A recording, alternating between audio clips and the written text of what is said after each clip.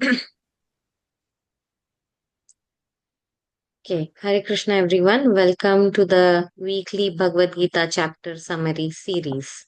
So today we will be discussing chapter number 11. What is the name of chapter number 11? Anyone?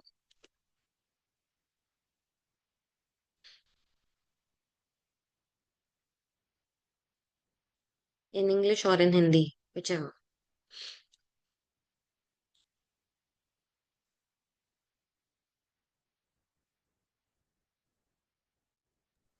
The universal form. Universal form. Okay. So in Hindi, this is known as Vishwaroop or Vishwaroop Darshan or Vishwaroop Darshan Yoga. That's the name of the chapter in Hindi. So this form means Rupa in Hindi. So today's acronym is RUP. RUPA. Okay. So the R stands for requests, which is the first four shlokas of this chapter. Shloka number 1 to shloka number 4 is R, which stands for requests.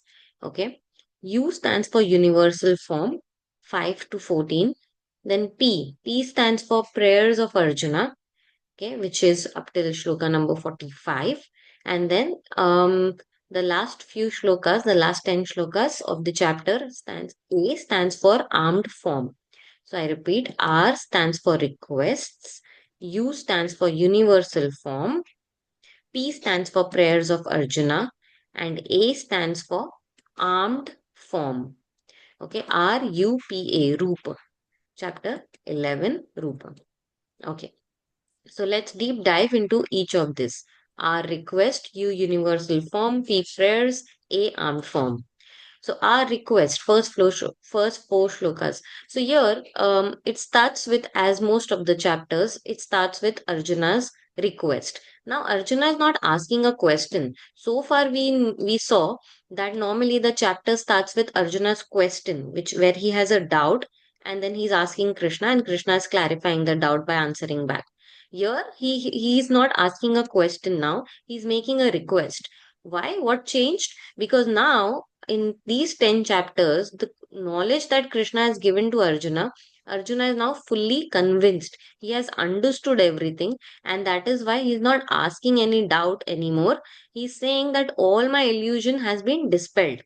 So that is why he's making a request now. What is that request that he's making? Now Arjuna has understood that Krishna is the supreme personality of Godhead. He is the source of all sources, and everything comes from Krishna. So he is asking, can you please show me your universal form?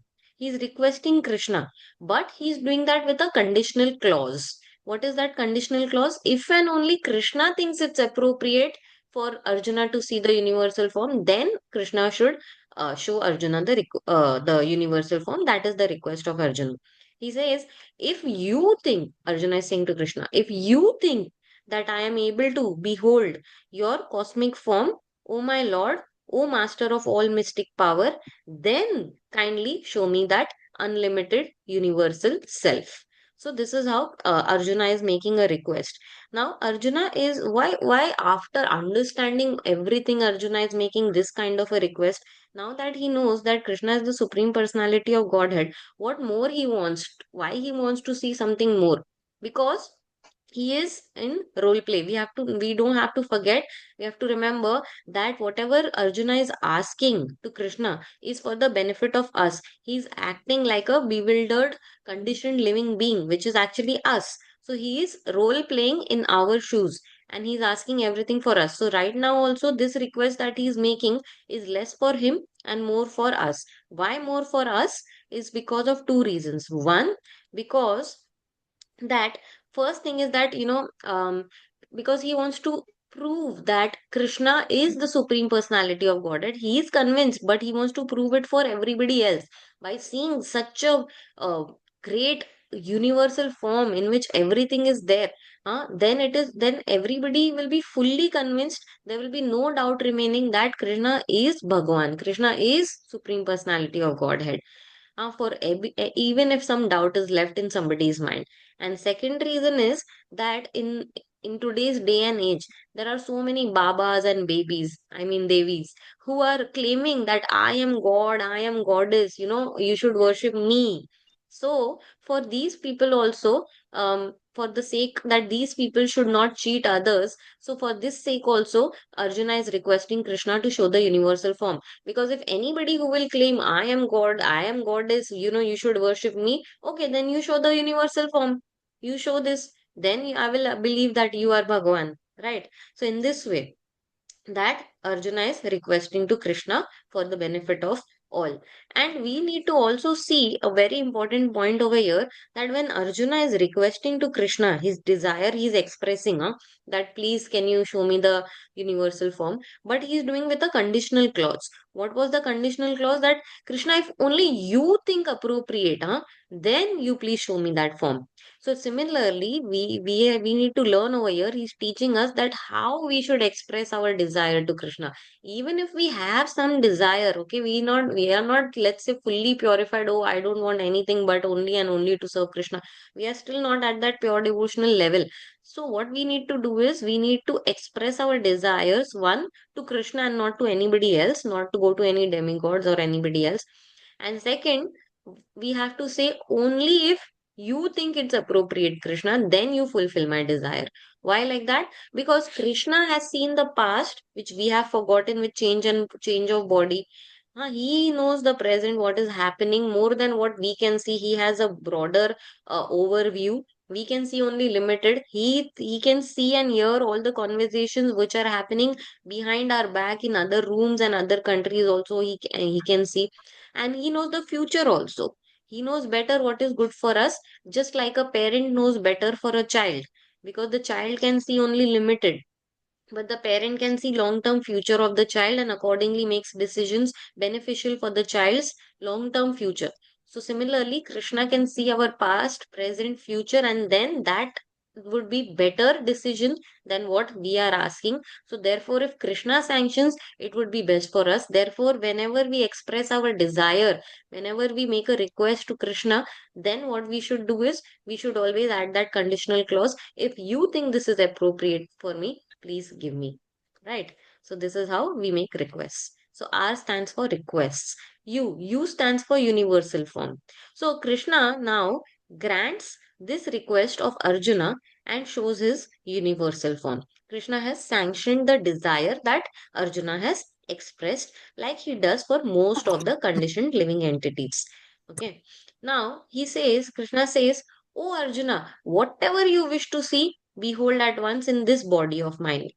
This universal form can show you whatever you now desire to see and whatever you may want to see in the future. Everything moving and non-moving is here completely in one place. Everything, meaning everything in the in the entire universe, what Arjuna wants to see is there in this universal form of Krishna. Which means that once we have seen Krishna, means we have seen everything. So anybody has a desire to see anything, to see a beautiful story in a movie or a Netflix series, to go to a particular place and see the beauty of that place. Or some people have a desire to see a person, okay, how beautiful this girl is, or how handsome this man is, or how cute this little baby is. Or if somebody wants to see some wonders of the world, or somebody wants to see some, there are so many desires that people want to see. Everything is contained in this universal form of Krishna, and not just what is existing now, whatever will exist in future also, be it moving, be it non-moving, everything is contained in this universal form. So that is why we say once we have had the darshan of Krishna is equal to we have seen everything. So rather than trying to experience everything little by little, why not just have the desire, the goal, aim to finally see Krishna, to have Krishna's darshan, which would actually mean we have seen everything. And anyways, by little, step by step, we cannot cover, we cannot see everything by our limited resources. So therefore, the best way is to see Krishna, which encompasses seeing everything in life. So also we understand from this that although God is the source of universe, he's simultaneously the universe itself, in the sense that he's present within his own creation. So when Arjuna is saying all this inside Krishna, that doesn't mean that all these things is Krishna. Doesn't mean, let's say he's seeing all the planets in Krishna. Doesn't mean Krishna is the planets, okay? So Krishna is also himself as a personality, and his energies, these all of these things that Arjuna is seeing within him are his energies. How do we understand this?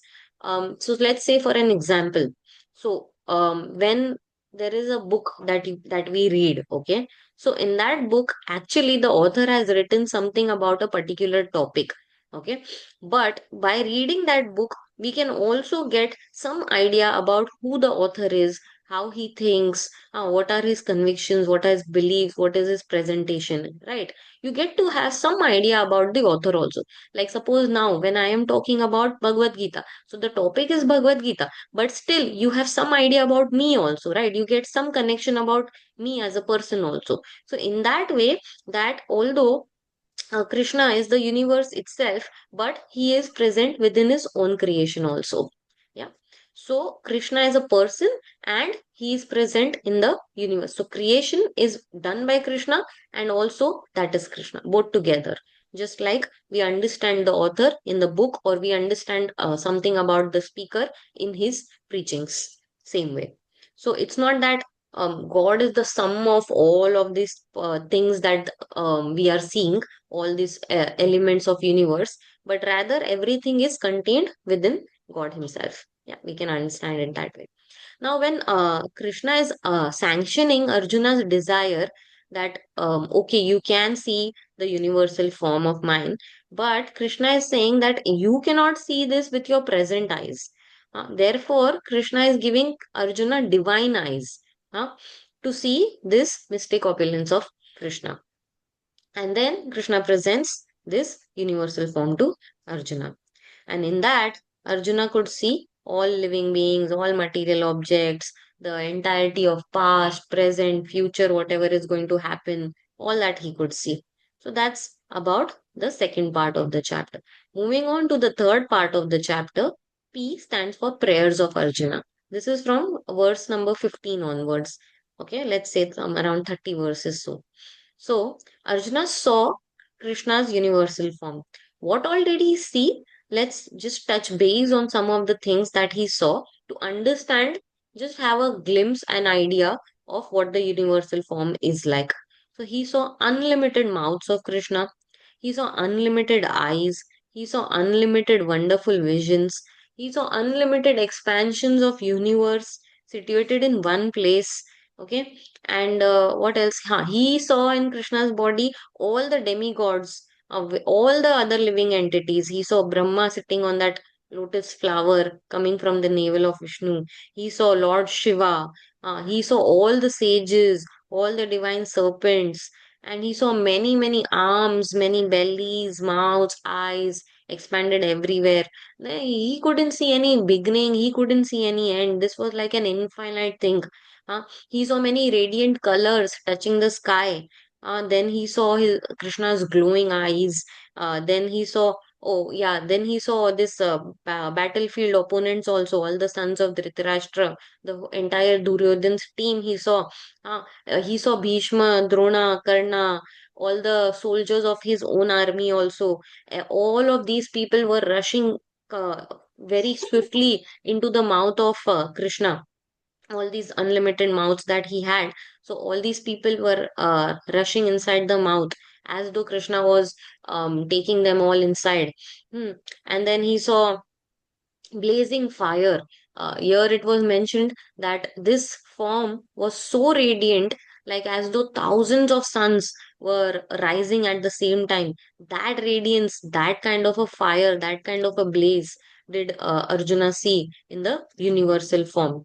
So, of course, by seeing this kind of a form, Arjuna was, of course, very much astonished. He was very bewildered, and his hair was standing on the edge. He had goosebumps looking at such a form.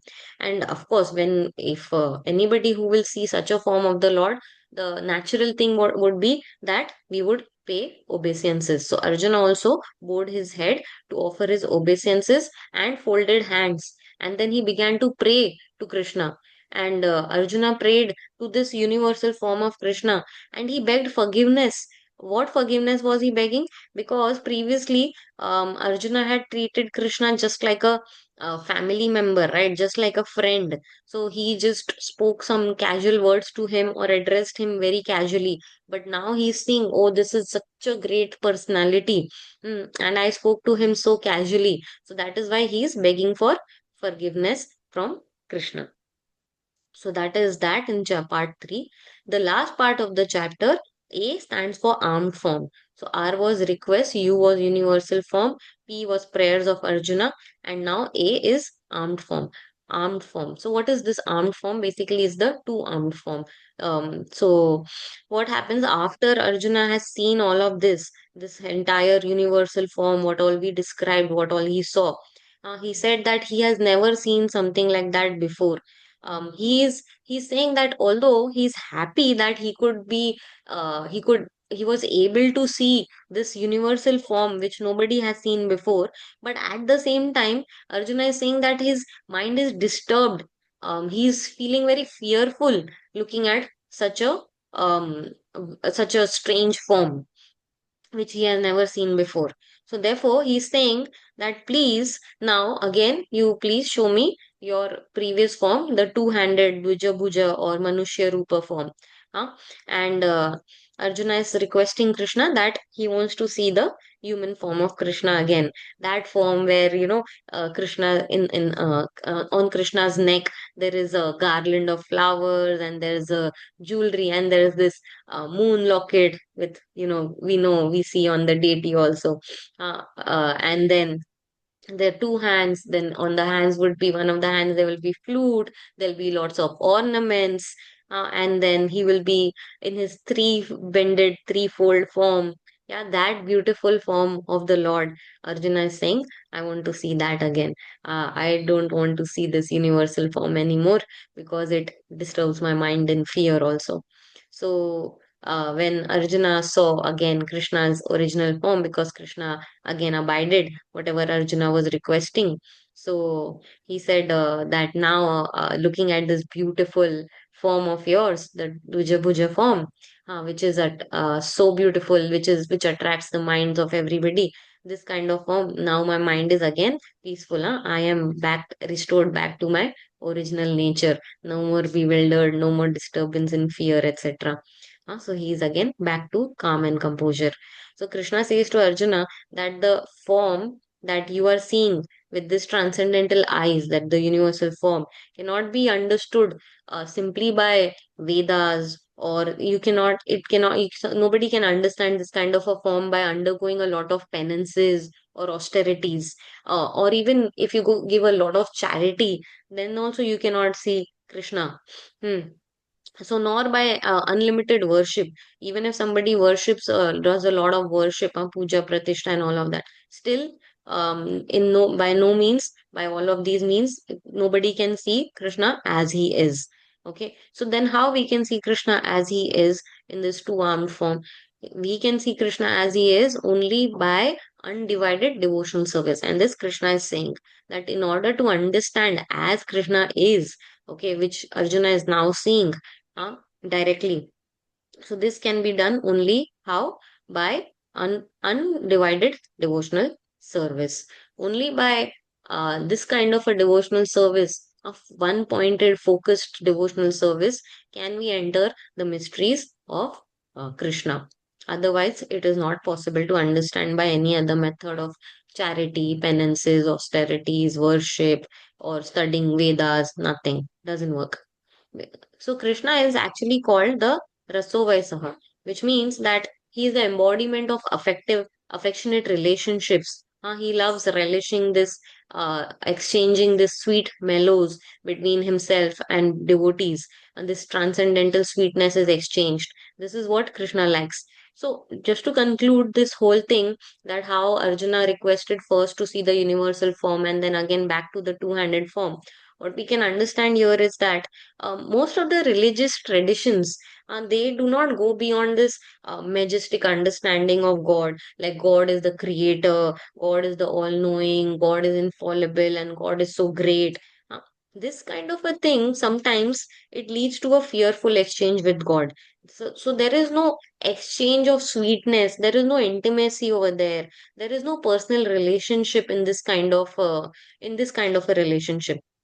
But we understand from here that God is great and all of that. Okay, God is the source of everything, all of that said and done. But God is a person. Okay, He is full of color, He's full of character, He is so blissful. Uh, he knows how to have a good time and is much more interested in relishing this exchange of bhava, the sweetness of pure love with His devotees, than this grand worship of rituals. So, those who approach him in awe and reverence are not as great as those who approach him with this devotional, unconditional love. So, this is what we take home from this particular chapter, that God should be seen not in fear or awe or reverence, but more in the exchange of sweetness, in transcendental mellows exchanged between Lord and his devotees. Because as we have seen in the previous chapter, that he is always our suridam, he is always our well-wisher. So not just the greatness, of course we understand he is great and how minute we are to bring us to the humble position, but also that is not enough, that is not complete. There needs to be a step ahead where we need to develop the personal relationship with the Lord, who is a person just like us. So we say that man was created in the image of God, yeah. So that is how we need to understand and approach God. And thanks to Bhagavad Gita, thanks to Srila Prabhupada's teachings, we know how to do this step by step and not just emotionally or mentally where say, oh, I love Krishna, Krishna loves me, and then we just don't do any service for him. Right? That we don't go in that mood also, and we don't go in the awe and reference mood also. We know just step by step by following the instructions given to us by our spiritual leaders. Step by step we know how to do this chanting, this reading, this hearing, the services that are being allocated to us by our spiritual leaders. And then by that way, in these tiny steps, we develop this relationship with Lord. Actually not developed, I stand corrected, it the relationship is already there. We remember, uh, we rejuvenate the forgotten relationship with the Lord. So on that note, I will stop the session over here. If anybody has any comments or questions, please feel free to unmute yourself. Hare Krishna. Thank you for your time and thank you for participating.